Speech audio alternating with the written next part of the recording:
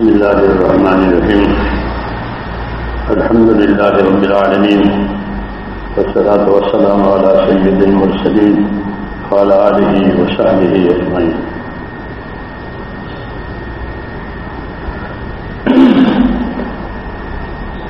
دنیا میں شرف کی دو چیزیں ہیں، ایک مال ہے اور علم. یہ شرف کی چیز مانی جاتی ہے، اس لیے لوگ مال کماتے ہیں، مال جمع کرتے ہیں. اور ایک ہے علم، یہ بھی شرف کی چیز ہے. خاص طور سے یہ علم جو اللہ تعالیٰ نے ہم کو آپ کو دیا ہے، اس کا شرف سب سے اونچا ہے.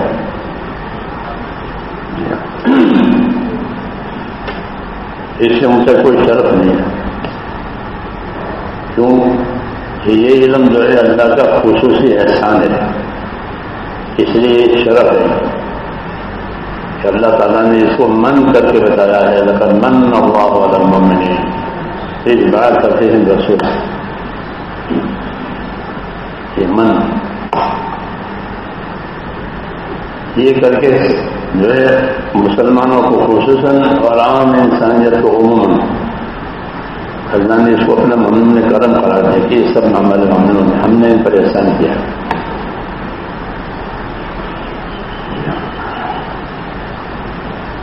بڑی نعمت، اس لیے اس کو امن اور احسان کر کے دیکھ گیا.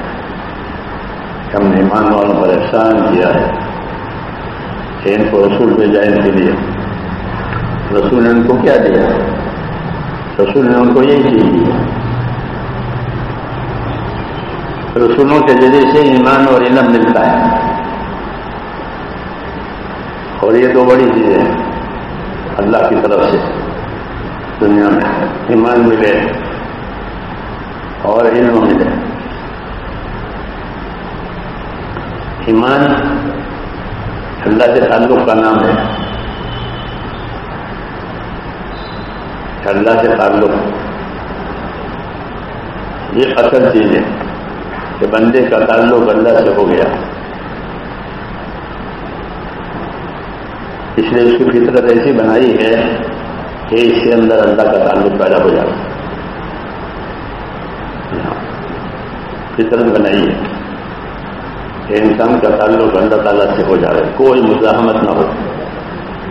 باہر سے کوئی مزاحمت ہو وہ الگ بات، ورنہ اس کو فطرت پر چھوڑ دیا جائے تو اس کا رجوع اللہ کی طرف ضرور ہوگا.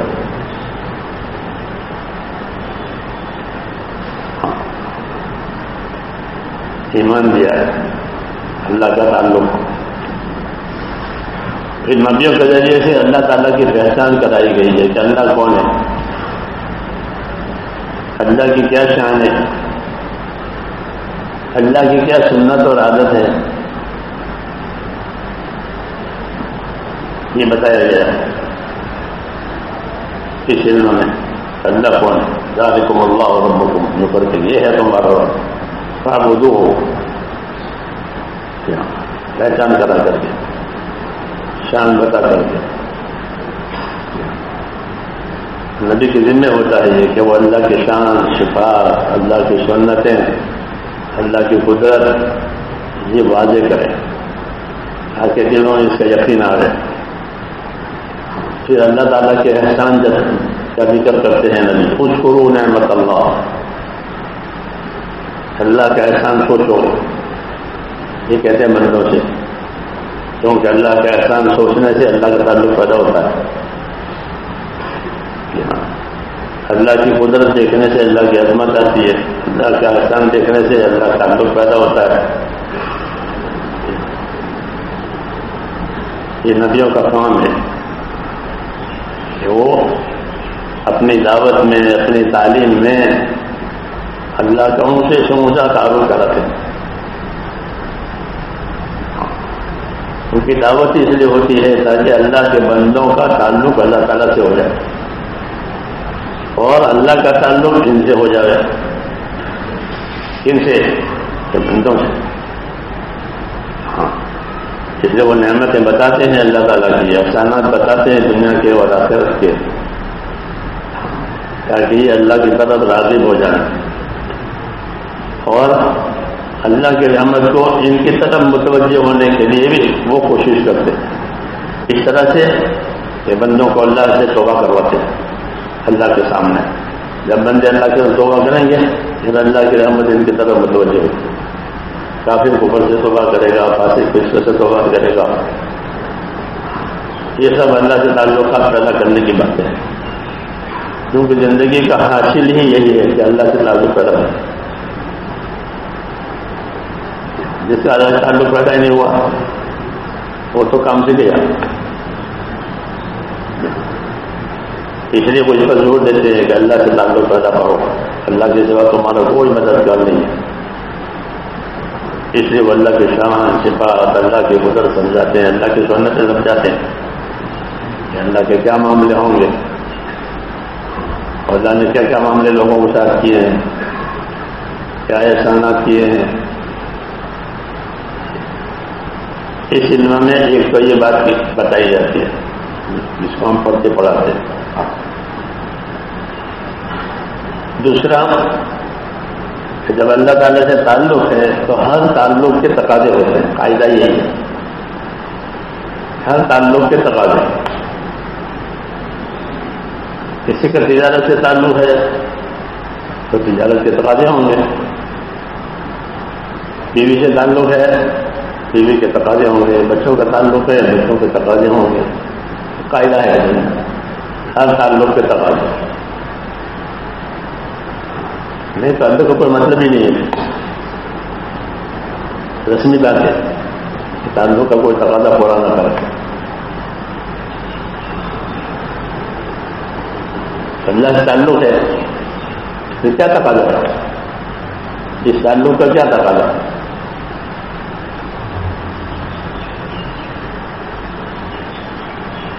اس تعلق کا کیا تقاضا ہے؟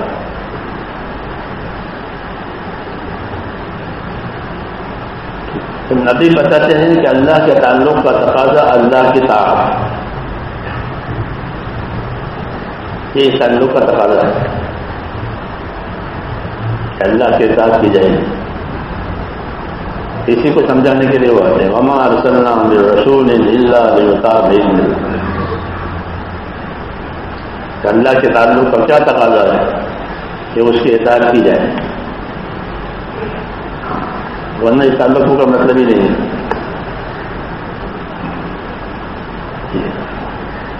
اللہ کی اطاعت کی جائے گی، اللہ کی اطاعت اس لیے کی جائے گی کہ آدمی میں ایک دوسرا تقاضا بھی ہے، وہ اس کے نفس کا تقاضا ہے۔ ہاں یہ آدمی میں ہے نفس کا تقاضا، ان دونوں میں مزاحمت ہے، اللہ کا تقاضا نفس کا تقاضا، ان میں بڑی مزاحمت۔ سب سے بڑا معبود جو زمین پر جس کی عبادت کی جاتی ہے وہ کیا ہے؟ هو النفس، مستقل آدمی میں ہے یہ تو اس کا نفس ہے۔ سب سے بڑا حجاب اللہ کے مقابلے میں اس کو بتاتے ہیں، سب سے بڑا حجاب اور وہ کیا ہے کہ آدمی کا نفس۔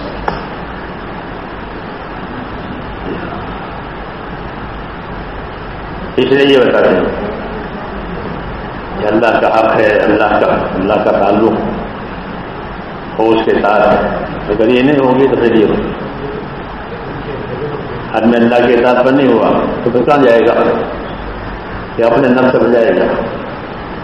دونوں میں یہ کہ دونوں نہ ہو یہ ممکن نہیں کہ اللہ کی اطاعت بھی نہ کرے نفس کی اطاعت پر کہاں جائے گا؟ وَمِن كُلِّ شَيْءٍ خَلَقْنَا زَوْجَيْنِ لَعَلَّكُمْ تَذَكَّرُونَ، کہ ہم نے ہر چیز کا جوڑ بنایا ہے، تم جان رکھنا اس کو، ادھر نہیں ہوگی تو ادھر جاؤ گے، اندھیرا میں ہوگا تو اجالا ہو جائے گا، اجالا میں ہوگا تو اندھیرا ہو جائے گا۔ جوڑ ہے دنیا میں، یا ادھر یا ادھر. دھیان رکھنا. ومن كل شيء خلقنا زوجين لعلكم تذكرون. ہم نے جوڑا بنایا دنیا میں. یا اخلاص ہوگا یا اغراض ہوں گے. ایسا نہیں چلے اخلاص بھی نہیں اغراض بھی نہیں، ایسا ہو ہی نہیں سکتا. ایسے ہی یہاں یا تو آدمی اللہ کی اطاعت کرے گا یا اپنے نفس میں مانی کرے گا، دونوں میں سے. اس لیے اطاعت کا راستہ بتانے کے لیے اللہ تعالیٰ نے رسولوں کو بھیجا، کیونکہ اطاعت کا راستہ انسانوں کے لیے واضح ہو جائے. کیونکہ دنیا آخرت کے حالات کے بننے کا تعلق صرف اطاعت پر اور کسی چیز پر نہیں. اطاعت پر حالات بنیں گے، اطاعت نہ ہوگی تو حالات بگڑیں گے. یہ طے ہے، دیر سویر ہو سکتا ہے لیکن یہ طے ہے کہ حالات کے بننے بگڑنے کا تعلق دنیا کی چیزوں سے نہیں ہے، بلکہ اس پر ہے. اس پر کہ اطاعت ہے. اگر اطاعت ہے تو حالات اچھے رہیں گے، اطاعت نہیں ہے کہ حالات بگڑیں گے. اس سے اختلافات ہے اللہ کی طرف سے. اطیعوا اللہ واطیعوا الرسول لعلکم ترحمون. اطاعت کرو اللہ کی رسول تاکہ تم پر رحم ہو جائے گا. تو رحمت کے حالات اطاعت پر موقوف ہیں. یہ نہیں ہے تو پھر نہیں. اور اللہ چاہتے ہیں کہ رحم ہو جائے. اللہ نے اپنے دن میں رحم کرنا لازم کیا ہے. رحم کرنی ہے، کتب علی سے رحم، رحم کرنی ہے مخلوق پر. اس لیے یہ راستہ کھولا رحمت کا کہ لوگ رحمت حاصل کریں. رحمت کرنی ہے تو رحمت آ جائے گی اطاعت کے راستے سے. اطاعت کے حدود قیود بتانے کے لیے علم آیا ہے تاکہ لوگ تفسیر بھی نہ کریں، بولو بھی نہ کریں. اس لیے یہ علم آیا جو اطاعت کے حدود کو، اطاعت کے قیود کو، اطاعت کے شروط کو بتا رہا ہے. صاف ستھرا راستہ. اس لیے علم بتا رہا کہ اطاعت میں غلو نہ کریں اور اطاعت میں تفسیر بھی نہ کریں، کوتاہی بھی نہ کریں، دونوں نہ کریں. یہ اس علم کے غیر ہے، اطاعت کی تکمیل. اس علم کے ذریعے سے دنیا میں اللہ کے اطاعت کی تکمیل کرائی گئی کہ اللہ جو چاہتے ہیں، جو پسند کرتے ہیں وہی کرنا ہے، اور جو اللہ ناپسند کرتے ہیں وہ نہیں کرنا. چاہے یہ چاہے چاہے یہ نہ چاہے، وہ کرنا ہے جو اللہ پسند کرے، وہ نہیں کرنا ہے جو اللہ کو ناپسند. یہ ذمہ داری ہے. اس لیے یہ علم جو ہے علم والوں کو سب سے زیادہ پابند کرے گا، سب سے زیادہ پابند. وہ کون ہوں گے کہ وہ علم والے. اس سے زیادہ انی لاخشاکم واتقاکم، یہی پابندی کی بات ہے کہ میں تم میں سب سے زیادہ اللہ سے ڈرنے والا ہوں. حالانکہ نبی ہیں، اللہ کے پیارے ہیں، میں کوئی اپنائیت کی بات یہاں نہیں چلے گی تو چلو ہم تو ہیں آپ ہوں، ایسا نہیں ہوگا.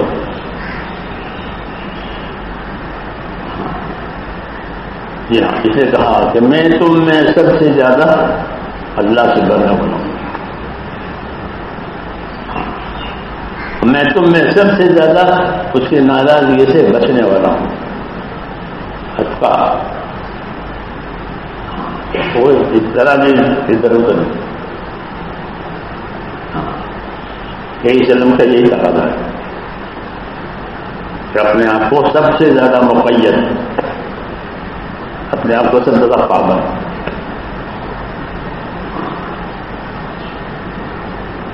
اس لیے نبی اسی طرح زندگی گزارتے ہیں، پھر جو نبی کے نقش قدم پر ہوتے ہیں وہ اسی طرح زندگی گزارتے ہیں کہ اپنے آپ کو سب سے زیادہ پابند کرتے ہیں. آسانیاں دوسروں کے لیے چھوڑتے ہیں. آسانیاں شریعت میں آپ دیکھیں گے کہ آسانیاں دوسروں کے لیے چھوڑیے، اور اپنے لیے کہ اپنے لیے تو آسانی نہیں ہوگی. کہ آپ جب نماز پڑھاتے تھے تو نماز کو ہلکی کرتے تھے. لوگوں کے لیے نماز پڑھا تو ہلکی، اپنی نماز پڑھے تو یہ بھاری. ہم وغیرہ ماننے والے اور لوگوں کے لیے تم ان کی استعداد کے مطابق، ان کی طاقت کے مطابق کہ تم میری نقل کیسے بتا جو تم نچلی تمہارے اندیش نے کہاں طاقت ہے، اس لیے ان کے لیے آسانیاں کرنی اور اپنے اوپر پابندی لگائی. یہی علم والوں کا ہے کہ وہ اپنے اوپر سب سے زیادہ پابندی لگائیں جتنی ہو سکتی ہے. سہولتیں آسانیاں دوسروں کو بتائیں تاکہ وہ قریب آئیں. ان کو آسانیاں قریب آنے کے لیے بتائی جاتی ہے، آسانیوں کے لیے آسانیاں نہیں بتائی جاتی کہ وہ آسانیوں کے عادی ہو جائیں. کہ نہیں، ان کو آسانیاں قریب کرنے کے لیے. پھر وہ جتنا سمجھیں گے وہ اتنا اپنے آپ کو پابند کریں گے، وہ جتنا سمجھیں گے اپنے آپ کو پابند کریں گے. یہ راستہ ہی پابندی کا ہے، آزادی کے نہیں ہے. آزادی اس راستے میں نہیں ہے. بندگی تابع داری ہی تابع داری. جتنے ہو سکتے ہو اتنے. نقصان ہو جاوے، نفع ہو جاوے، تکلیف ہو جاوے، لیکن اللہ ناراض نہ. ان لم تکن ساخطا علی فلا ابالی.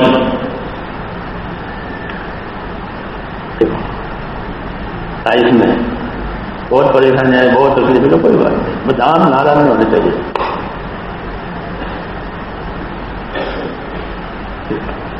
آپ ناراض نہ ہونے چاہیے، جو ہونا ہو جائے گا. ان لم تکن ساخطا علی فلا ابالی.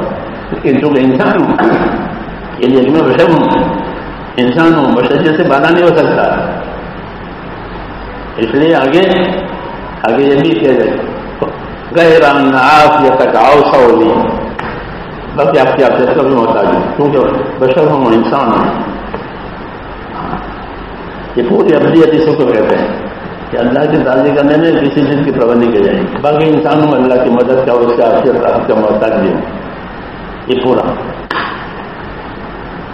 سلوک اللہ کی طرف چلنے کیا کہ اپنی بشریت بھی بتائی، اپنی ابدیت بھی بتائی.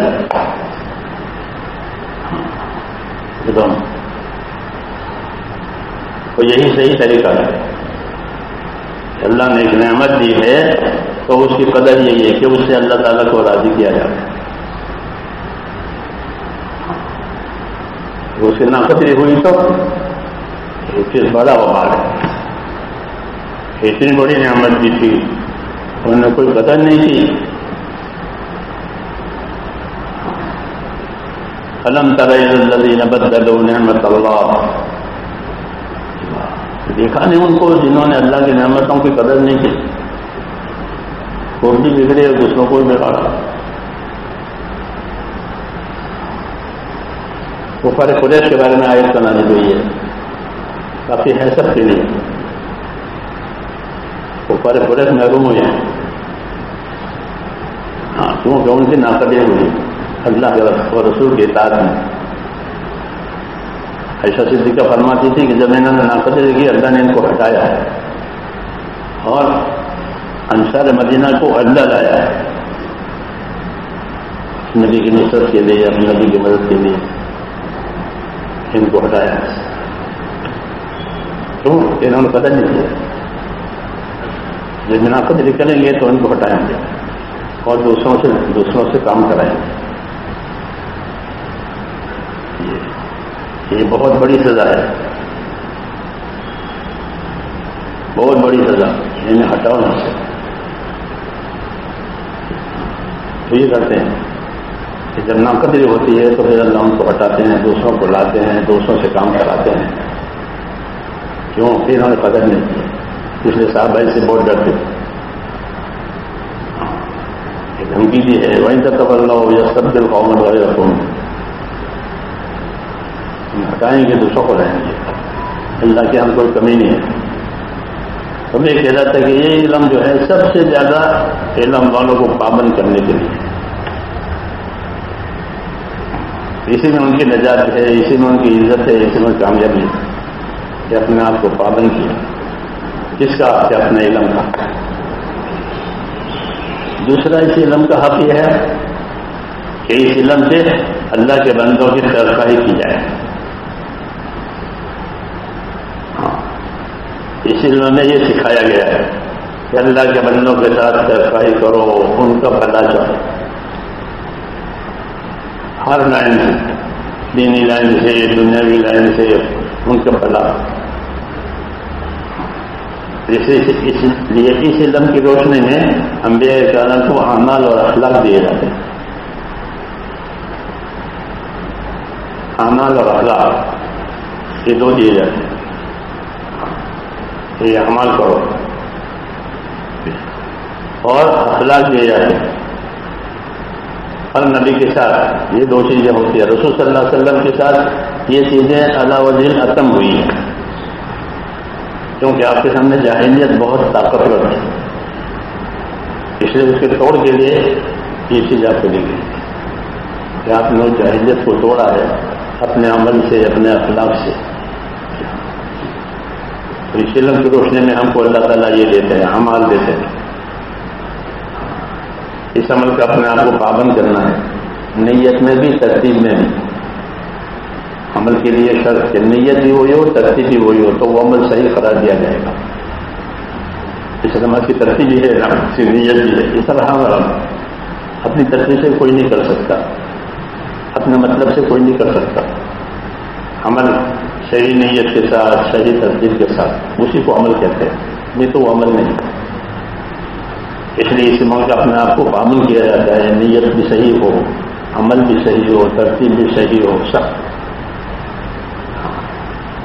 اس کا اپنے آپ کو پابند کرنا، اور عمل ہوگا اللہ کے لیے۔ یہ نیت ہے کہ اللہ کے لیے عمل ہو، اور جیسا اللہ طریقہ بتائیں گے ویسا ہوگا۔ اور دوسری چیز اس علم میں دوسری چیز اخلاق دیا ہے نبیوں کو۔ اخلاق کی بنیاد انصاف پر، احسان پر اور ایثار پر ہے۔ جی ہاں، اخلاق کی بنیاد کیا ہے؟ انصاف۔ ان اللہ یامر بالعدل والاحسان۔ اخلاق کی بنیاد انصاف پر ہے۔ انصاف کا کیا تقاضا ہے کہ جو اپنے لیے پسند کرو وہی دوسروں کے لیے پسند کرو، جو اپنے لیے ناپسند کرو وہ دوسروں کے لیے ناپسند کرو۔ یہ اسی دین میں یہی سکھایا جاتا ہے ہمارے دین میں کہ اپنے آپ کو ایک پلے میں، دوسرے کو دوسرے پلے میں سمجھو، برابر برابر۔ اس کو عدل کہتے ہیں۔ جو اپنے لیے پسند کرو وہی دوسروں کے لیے پسند کرو، جو اپنے لیے ناپسند کرو وہ دوسروں خود ہی ناپ لو۔ اس کو انصاف کہتے ہیں۔ نبی انصاف کا مامور ہوتا ہے۔ امرت لأعدل بینکم، مجھے حکم ہے کہ تمہارے اندر عدل قائم کرو۔ ہاں، عدل کے بغیر اخلاق کہاں ہوگا؟ ظلم نہیں ہوگا۔ عدل نہیں ہوگا تو ظلم ہوگا، پھر ہم کیا اخلاق رہیں گے؟ اس لیے انصاف کرنے کا عام حکم ہے کہ انصاف سے رہو اللہ کے بندوں میں۔ کونوا قوامین بالقسط، انصاف سے رہو۔ جو اپنے لیے پسند کرو وہی دوسروں کے لیے پسند کرو، جو اپنے لیے پسند کرو وہی دوسروں۔ یہ ہمارے علم میں انصاف سے رہو۔ اپنے دل سے پوچھو، اس طرح نفس اپنی ذات سے بتوا لو، تمہارا دل کیا کہتا ہے؟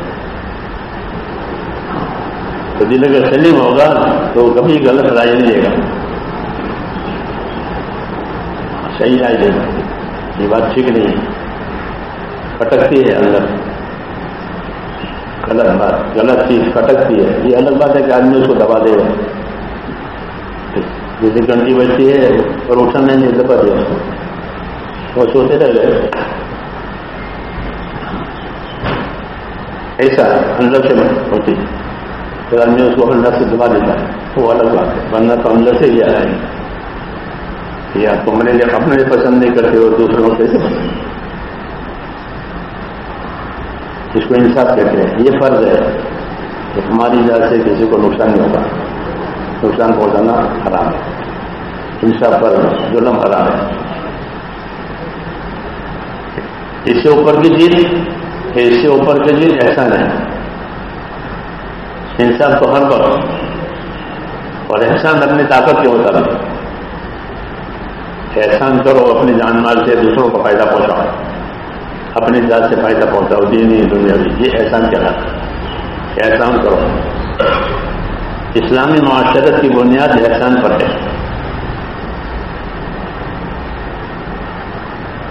اسلامی معاشرت کس پر ہے؟ احسان پر۔ احسان کرو۔ ان اللہ یامر بالعدل والاحسان فاعبدوا اللہ ولا تشرکوا بہ شیئا وبالوالدین احسانا وبذی القربی والیتامی والمساکین، لمبی حدیث ہے احسان کی، ہاں، کہ معاشرے کی بنیاد ہے۔ ہمارے معاشرت دوسروں کے ساتھ کیسے ہوگی؟ کہ احسان کی ہوگی، ہاں، انصاف کی ہوگی، بلکہ احسان کی، انصاف جانگے احسان۔ ایسی مثال جیسے کہ تول کے دینا، یہ تو انصاف ہے، اور جھکتا دینا یہ احسان ہے۔ تو حضور نے فرمایا زین و ارجع، تول کے دے یہ امر فرض ہے، اور جھکتا دے یہ مستحب ہے۔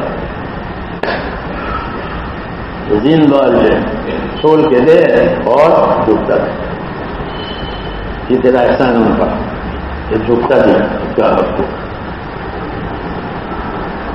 معاشرت ہماری کہ معاشرت کا کیا اسلوب ہے؟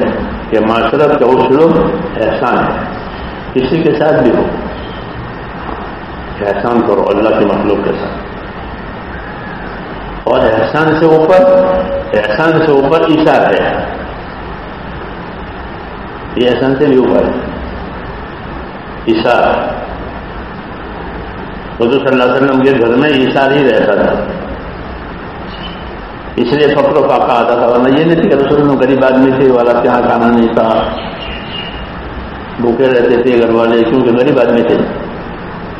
ایسا تھا؟ ایسا نہیں تھا۔ پھر بھوکے رہنے کا کیا مطلب تھا؟ یہ بھوکا رہنا ایثار کی وجہ سے تھا، کہ خود نہیں کھاتے تھے، دوسروں کو کھلا دیتے تھے، خود بھوکے رہتے تھے، دوسروں کو کھلا دیتے تھے۔ یہ سب کے بس کی بات نہیں ہے، یہ سب کے بس کی بات نہیں ہے، کہ یہ اونچا درجہ ہے اخلاق کا۔ مدینہ والوں کو یہ چیز ملی تھی حضور صلی اللہ علیہ وسلم کی صحبت میں، اس میں وہ مشہور تھے، وہ ایثار سے کام لیتے تھے اللہ کے بندوں کے ساتھ، اس لیے وہ اللہ کے پیارے بن گئے۔ تو ہمارے دین میں یہ ہے، ایمان، اعمال، اخلاق، اور کیا لینا ہے لوگوں سے؟ کچھ نہیں لینا، ان سے کیا لینا؟ جو لینا ہو اللہ سے لینا۔ یہ ہے ہمارا علم۔ ایک طرف اللہ کا تعلق صحیح ہو جائے، پھر احسان اور اخلاق سے مخلوق کے ساتھ تعلق صحیح ہو جائے، اس لیے جو معاشرہ بنے گا یہ بھائی چارے کا معاشرہ ہوگا۔ پاس بس تم بے نعمتی اخوان، تو تم اللہ کی نعمت جن سے بھائی ہو گئے، تو بھائی اس سے یہ ہمارے علم میں سکھایا ہے۔ دنیا میں یہ باتیں نہیں ہوتی، دنیا میں اپنے اپنے اغراض کی باتیں ہوتی ہیں۔ جتنے دنیا میں علوم ہیں وہ اغراض کی بنیاد پر ہے، اپنا معیار زندگی اونچا کرنا یہاں ہوتا ہے۔ یہاں یہ نہیں ہوگا، یہاں معیار زندگی نیچا ہے، سادہ بنیں گے، اور جان مال کو اخلاق پر استعمال کریں گے، حقوق ادا کرنے پر استعمال کریں گے۔ یہ ہمارے یہاں یہ، اس لیے ہمارے یہاں ہے کہ دنیا وہ آدمی جمع کرے گا جس کے اندر عقل نہیں ہے۔ حدیثوں میں کہ دنیا کون جمع کرے گا؟ کہ جس کے اندر عقل نہیں ہے، کیونکہ یہ جمع کرنے کے لیے نہیں ہے، یہ حق ادا کرنے کے لیے ہے. تو یہ اسلام کی اصلی غرض ہے. اس لیے اس کو اسی لیے پڑھنا ہے، اس لیے پڑھانا ہے پوری امانت داری کے ساتھ، پوری صداقت کے ساتھ، ہاں، تاکہ اللہ کا حق ادا کرنے والے بنے، اللہ کے مخلوق کا حق ادا کرنے والے بنے. اور حق ادا کر کے کیا لینا ہے؟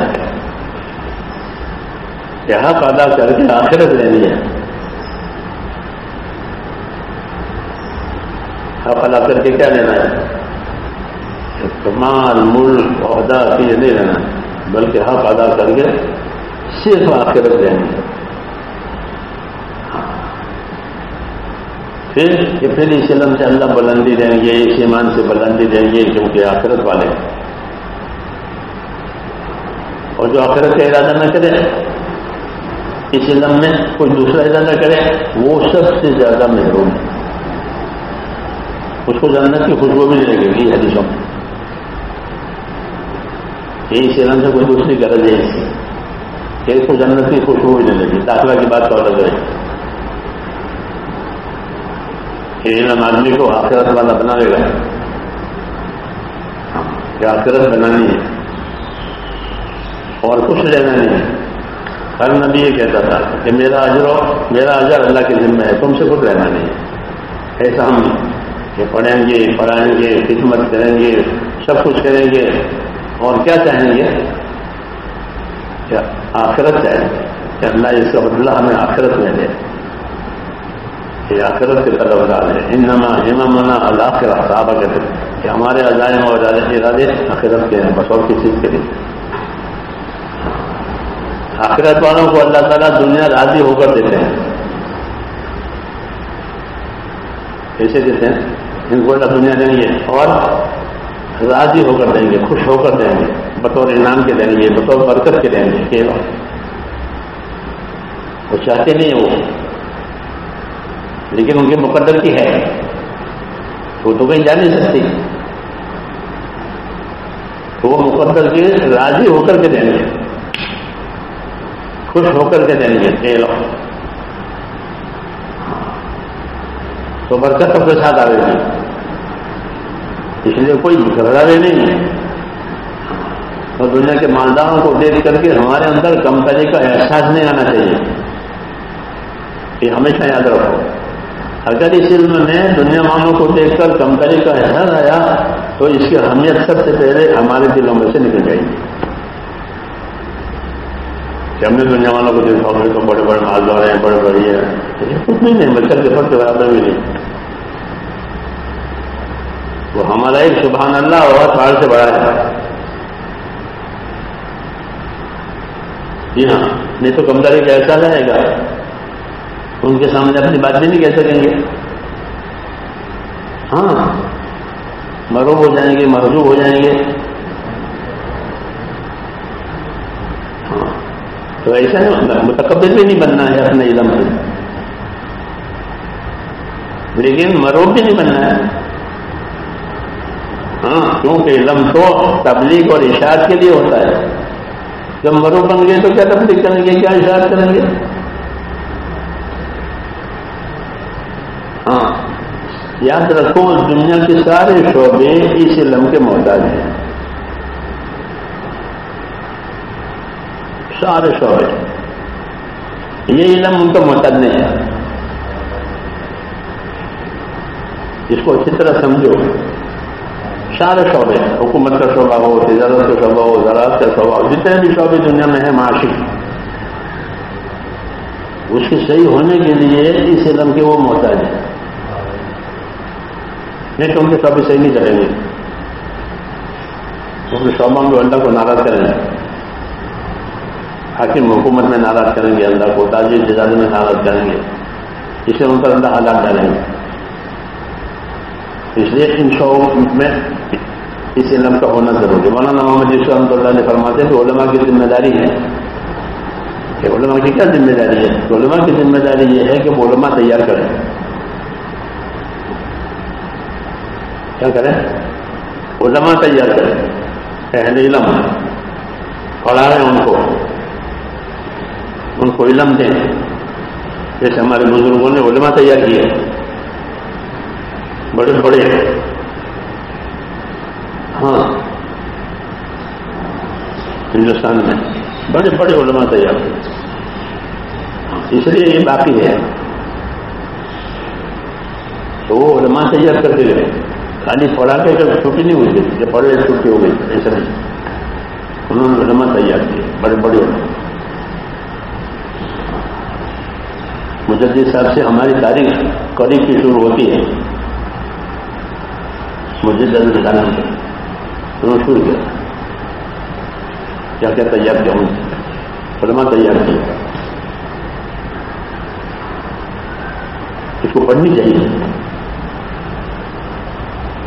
ہماری تاریخ پڑھنی چاہیے۔ جو اجنبی تاریخ سے بے خبر ہو کیا جانے گا؟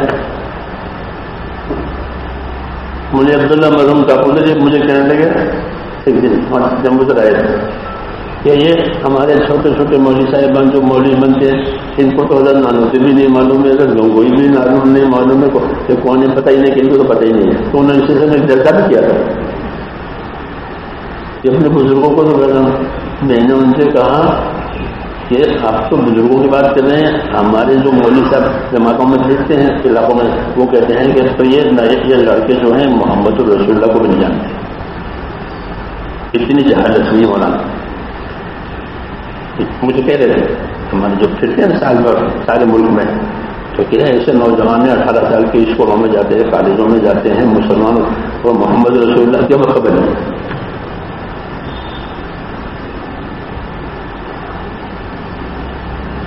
مولانا اس لیے کہتے کہ علماء تیار کریں،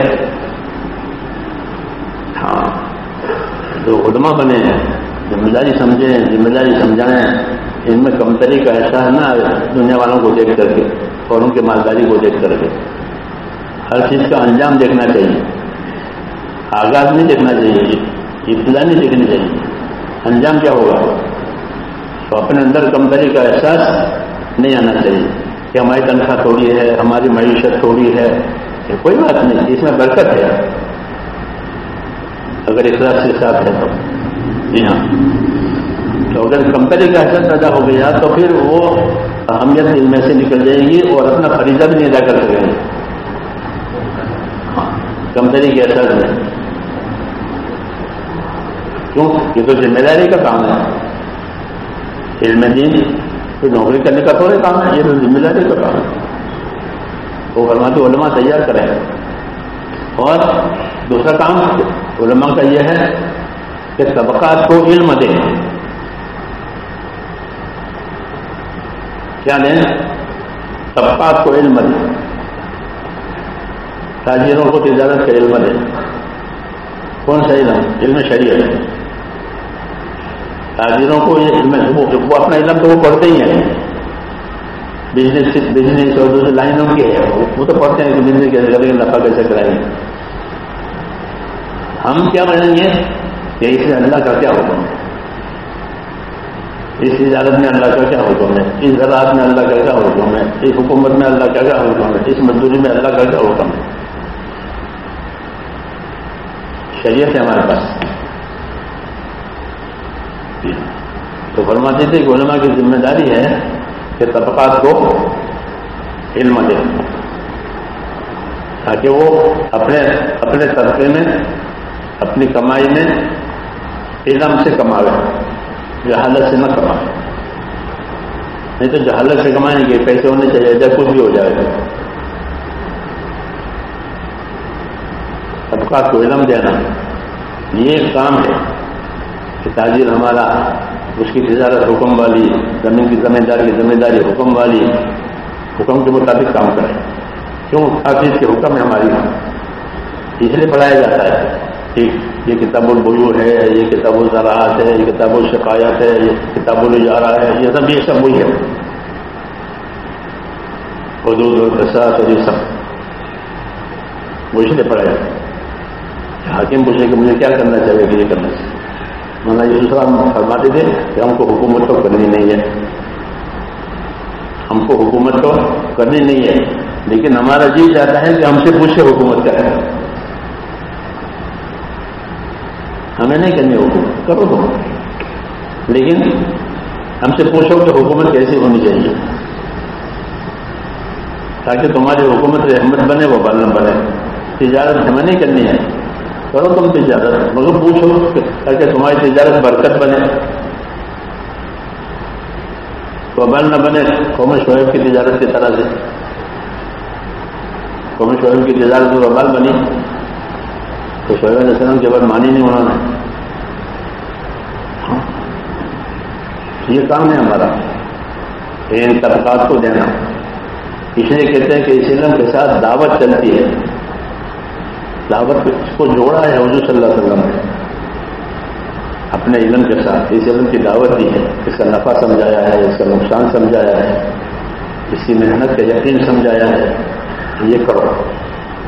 تو جب یقین آئے گا تو پھر آدمی میں تبدیلی آئے گی، نہیں تو اپنی تبدیلی کو وہ گوارا نہیں کرے گا۔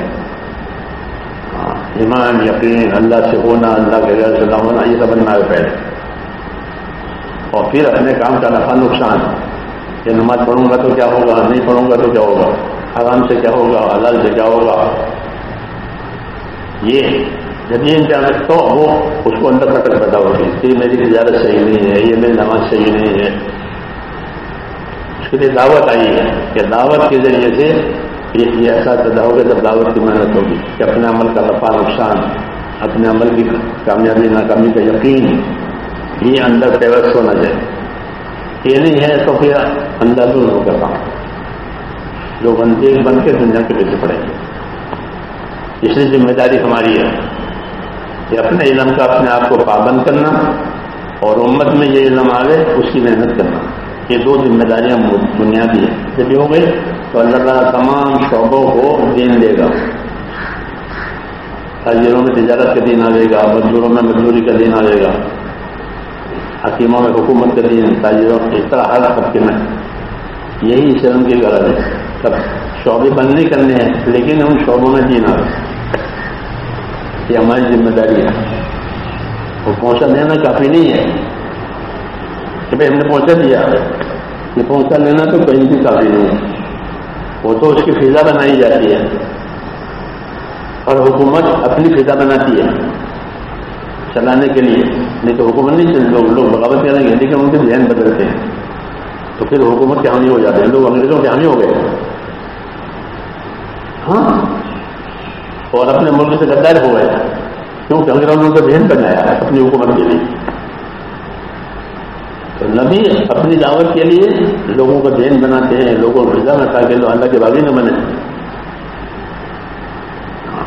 اسی کو دعوت کہتے ہیں۔ تو یہ علم دعوت سے جڑی ہوئی ہے ہمارا علم، اسی سے اس کا نفع عام ہوتا ہے ہر طبقے کو جب اس کی دعوت چلتی ہے۔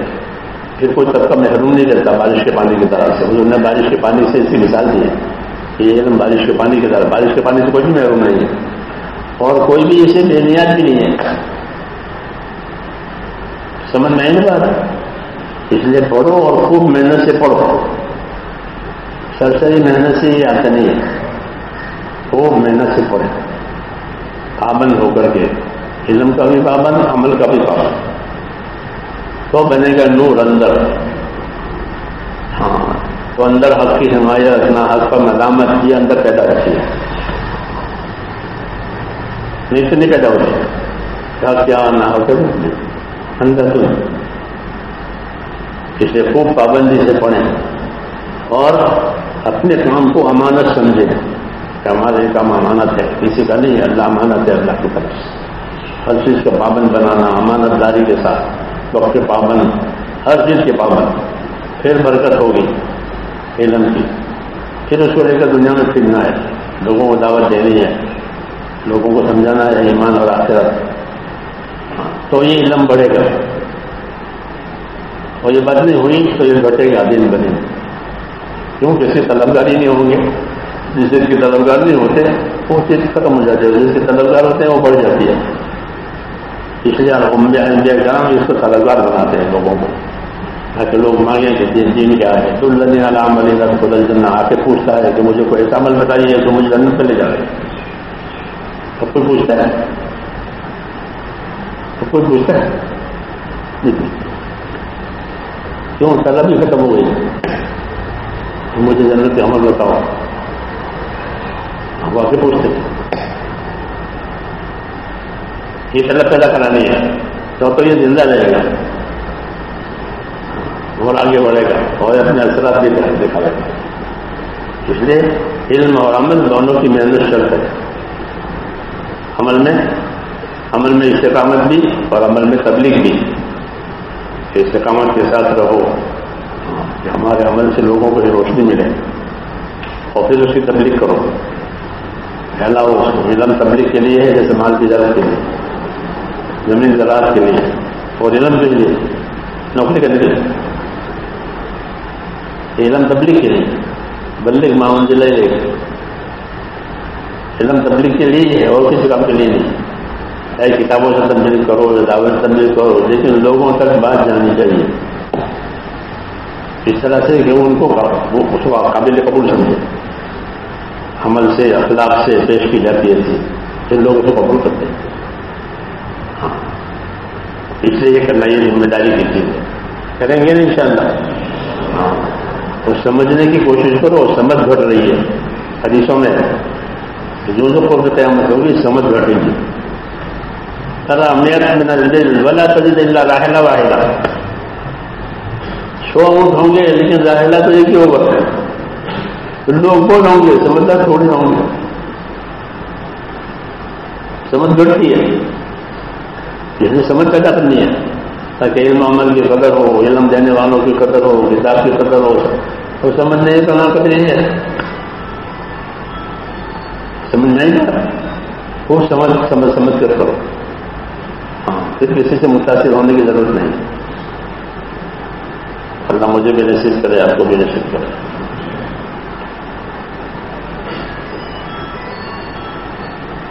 بس